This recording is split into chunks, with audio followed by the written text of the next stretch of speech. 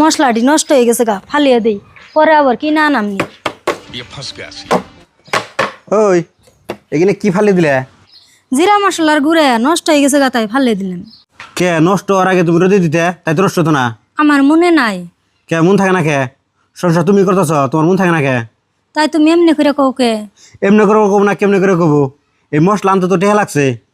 এই টেহাতে মশলা কিনে আইনে তুমি অপচয় করে ফালি দিবে, তারপরে তোমার কিছু কম না। দেহ তুমি রাগ করো না, এরপরে আমি আর মশলা নষ্ট করুম না। হবো, যাও অন্য কাম করো। रुको जरा सबर करो। কোন সোম বাচ্চাইছে আবু তুই রান্দা এলো না, যাই হারাহারি রান্দা বহিয়ে দিকে।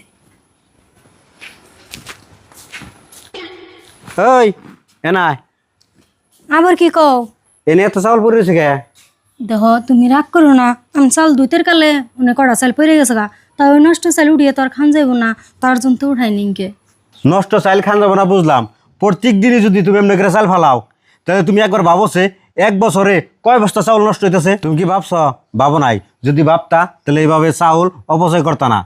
আর তুমি কি জানো, একটা চাউল নষ্ট হইলে হাদিসে আছে যে মরার পরও তোমার হিসাব জানাকবো। ও বো, আজকের পর থেকে এমন ভুল আর করুম না। ভুল করবা না বুঝলাম, যাও চাউল দিয়ে ওখানে উঠিয়ে ভাতে দাও।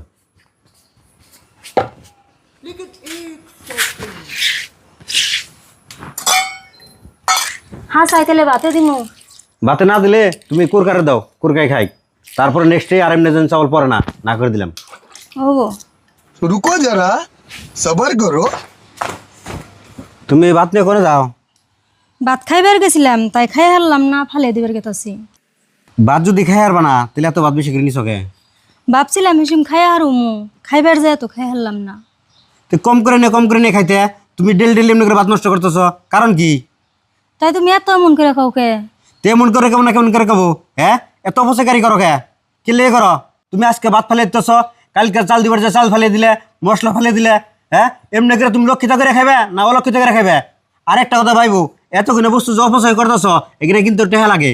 আর টেহা কামাই করতে হাড় ভাঙা পরিশ্রম লাগে। আর মাগনা মাগনি না, এই কথাটা বুঝছো। আর তোমার বুঝে কি হবো? তুমি তো বাড়িতে বইয়ে খাও, তুমি তো আর কোনো পরিশ্রম করো না। যদি ওই পাথর কুয়ারিতে যারা মহিলারা কাজ করে ওরম যদি কাজ করতা, গার্মেন্টসে যারা কাজ করে ওরম যদি কাজ করতা, তাহলে বুঝতা এক মুঠ ভাতের মূল্য কত। বাড়িতে বইয়ে বইয়ে যা হুকুম করো তার সাথে সাথে এনে দেই, তার জন্য এই বস্তুগুলোর মূল্য বোঝো না। দেখো তুমি আর রাগ করো না, আমি কষ্ট না করলেও পরিশ্রম না করলেও তোমার কথায় আমি বুঝছি। এই যে আমি অপচয়কারী করতাছি, এগিনা বস্তু কিনে আনতে হাড় ভাঙ্গা কষ্ট করে পরিশ্রম করা টেহা দিয়ে কিনে আনছ, আজকে থেকে আমি আর কোনো দিনও অপচয়কারী করুম না। আমি লক্ষ্মীতা করে তোমার সংসার গড়ে তুলুম। ও ঠিক আছে, যাও যাও কাম করো গিয়ে।